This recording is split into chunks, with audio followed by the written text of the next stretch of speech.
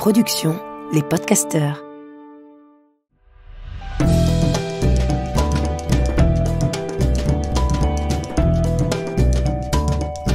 Histoire de mode. Histoire de mode. Histoire de mode. Histoire de mode. Histoire Histoire de mode. Le sillage si marquant d'un parfum à couture. Par un drôle de hasard, à chaque fois que je rentre à pied du studio où j'enregistre ce podcast, quel que soit le chemin que j'emprunte, je passe devant une boutique, un espace, un lieu signé Pierre Cardin. Comme si mes pas me ramenaient inlassablement sur les traces de l'enfance. Et il me semble, parfois, que la vie est un labyrinthe dont nous ne cessons de chercher à résoudre les énigmes. À chaque fois que je passe devant la maison Pierre Cardin, avenue de Marigny, je me revois, à l'arrière du scooter d'Antoine, ce vieux Peugeot vert bouteille, priant pour que le feu ne passe pas trop vite au vert, et me laisse le temps d'observer l'immeuble, les vitrines, que je puisse m'imprégner de quelque chose qui n'avait de cesse de m'échapper. Mais parfois, je levais les yeux au ciel, et lorsque le vent chahutait un peu les marronniers et que le soleil se faufilait, il me semblait alors toucher du doigt ce qui m'échappait. J'apercevais quelque chose d'une autre époque, que je ne savais définir, et qui pourtant me rendait heureux. J'avais 8 ou 9 ans la première fois que j'ai rencontré Pierre Cardin. C'était un jour d'hiver sinistre, un de ces jours gris et froids, nappés de brouillard. Je n'avais pas classe, les enseignants étaient en grève. La dame qui s'occupait de nous était malade et ma sœur chez une amie. J'étais seul avec ma mère. Et je savais que c'était un moment particulier. Un moment qui n'appartenait qu'à moi, et où j'avais la vague impression que j'allais enfin découvrir un secret. J'ai bu mon chocolat, puis je me suis habillé. Ma mère avait préparé mes affaires en me réveillant. Pantalon de flanelle marine, chaussures en cuir assorties, et un pull à col roulé gris, celui que je n'aimais pas, qui grattait, avec le logo Pierre Cardin brodé sur la poitrine, à la place du cœur. J'ai vérifié que dans mon petit sac à dos, il y avait bien mes bandes dessinées, mes feutres, du papier et mes figurines. Puis j'ai attendu ma mère. Et je la revois, comme si c'était hier, sortant enfin de sa chambre et arrivant de son pas déterminé dans le salon. Elle portait un pantalon noir très chic et une petite veste de tailleur à col rond, impeccable, dans ce vert Cardin si particulier. Un vert aussi profond que lumineux. Elle s'était attachée les cheveux en chignon strict, avait mis de grandes lunettes un peu masques, carrées, au vert fumé, des clips dorés, et dans son sillage, un parfum de rose assez tonitruant, sans doute un essai pour le prochain parfum Cardin. Elle a retiré un clip, décroché le téléphone, porté le combiné à l'oreille, composé le numéro de la bande de taxi la plus proche, qu'elle connaissait par cœur, et commandé une voiture. Ma mère s'est enroulée dans un immense châle noir, a pris son sac à main, ses dossiers, et je l'ai suivie. Paris était noyé dans un brouillard épais, compact. Le trafic était dense. On écoutait Chérie FM. Je regardais par la fenêtre. Je trouvais ça assez fou de découvrir ce qui se passait dehors, quand moi j'étais en classe. C'était le charme de l'école buissonnière, un jour glacé d'hiver. Ma mère relisait ses dossiers. J'étais très impressionné de l'accompagner chez Pierre Cardin. Et il y avait quelque chose d'imposant lorsque vous arriviez avenue de Marigny, devant cet immeuble immense qui fait l'angle, où chaque fenêtre est protégée d'un store vert sur lequel brille d'or le logo Pierre Cardin. Cela contrastait avec l'accueil qui lui était rudimentaire. Il vous semblait passer par l'entrée des fournisseurs, quand il s'agissait de la même pour tous. Ma mère ne m'a donné aucune consigne et ne m'a pas tenu la main. J'ai compris avec le temps qu'il y avait dans ce détachement une vraie confiance. Elle savait que je saurais. J'ai appris très tôt à improviser. Le bureau de M. Cardin était au 3e étage, il me semble. La moquette était grise. Tout un tas de personnes attendaient dans un couloir d'être reçues. Une assistante est sortie, est venue nous accueillir. Elle nous a précédés. Et on a pénétré le bureau du couturier. Ce qui m'a le plus impressionné, c'était ces murs tapissés de verre, ce verre si particulier. Pierre Cardin était au téléphone et se montrait très dur avec son interlocuteur, très sévère. Il a raccroché son ménagement, s'est levé, a serré la main de ma mère. Elle m'a présenté. Il m'a serré la main également, mais comme il l'aurait fait avec n'importe qui. Il n'avait pas une once de cette sympathie habituelle qu'ont les adultes avec les enfants. Mais je me souviens surtout de sa stature. Il était grand, se tenait très droit, mais avec un léger déhanché par moments. C'était quelque chose d'italien, une espèce de nonchalance de conquérant. Ma mère avait en charge le développement produit et marketing des parfums sous licence pour un groupe américain. C'était un rendez-vous important. Cela faisait des mois qu'elle travaillait sur le nouveau féminin. Il y avait beaucoup de pression. Le précédent, Paradoxe, avait été un échec commercial. Ma mère avait été appelée pour que Cardin ait enfin un vrai féminin élégant. Pierre Cardin avait été conquis par le travail qu'elle avait réalisé pour les parfums Maxims, qui rencontraient un succès énorme. Je revois encore, sur le bureau, des maquettes en plexiglas translucide, des flacons aux formes modernes, dans des teintes, des camailleux de rose, de marine et de violet. Et tous ces petits vaporisateurs, ces essais envoyés par les parfumeurs. Je trouvais ça fascinant, et il me semblait que tous ces objets, ces essais, étaient les fragments d'une partition mystérieuse qui finirait par devenir une symphonie dont ma mère était le chef d'orchestre. Pierre Cardin avait une voix assez particulière, claire et distincte, qui rendait ses propos encore plus tranchants, et bien souvent sans appel, d'où la tension dans l'air. Mais ma mère n'était pas facilement impressionnable, et savait de quoi elle parlait. Moi, sans rien dire, sans qu'on se préoccupe de moi, je me suis installé sur une petite table dans un coin. J'ai très doucement poussé une pile de dossiers, j'ai sorti mes feuilles et mes feutres, et j'ai commencé à dessiner des formes que je voulais aussi modernes que celles qui nous entouraient. Le bureau était un capharnaüm pas possible. Il n'était pas immense, et il y avait partout des piles de dossiers, de papiers, de projets, d'objets, de bouts de tissu.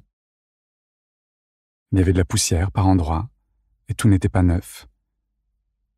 Mais pour moi, c'était incroyable.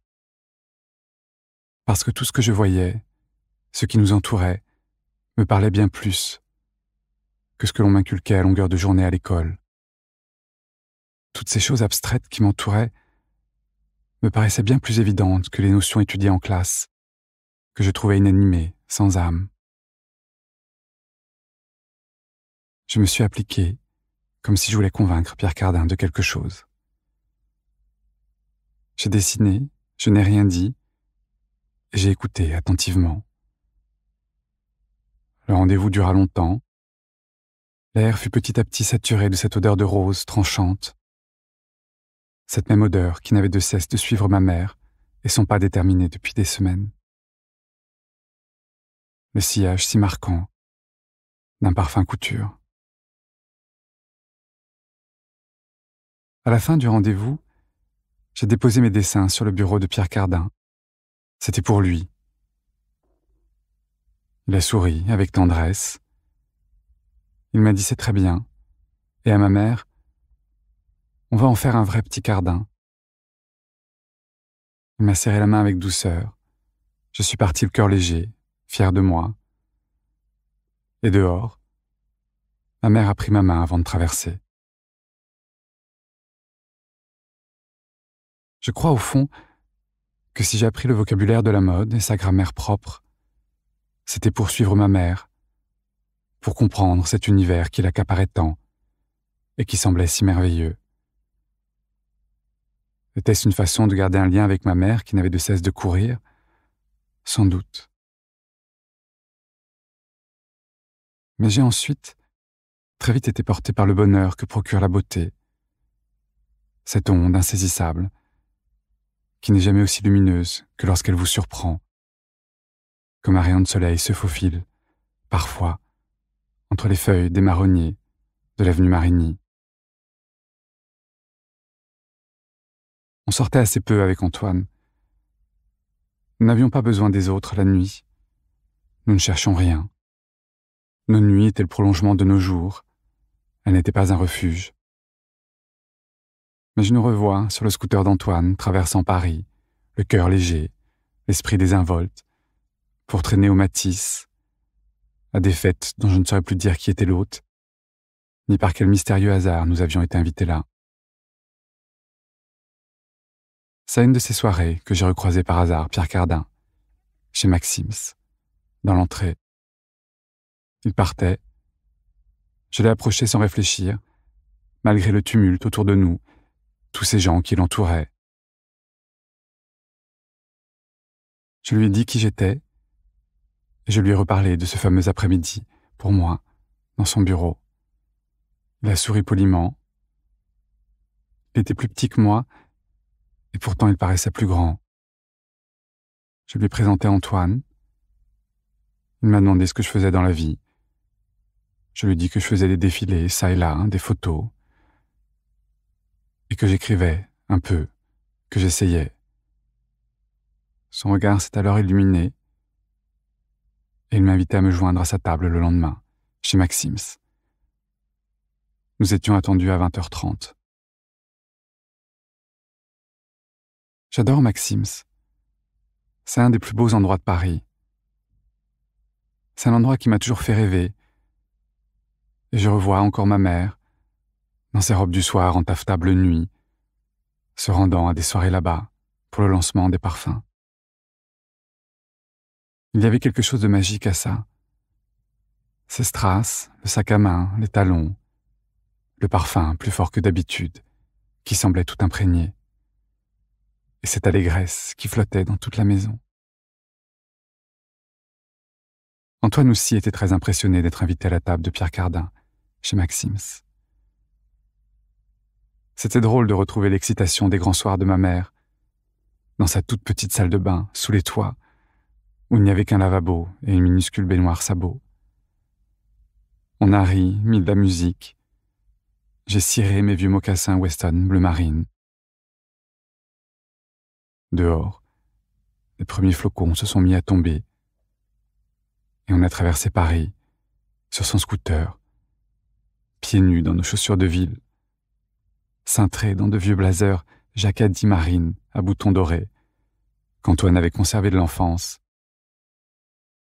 et les cheveux encore mouillés, sur lesquels nous avions sans doute mis trop de gel pour essayer de coiffer nos épis rebelles.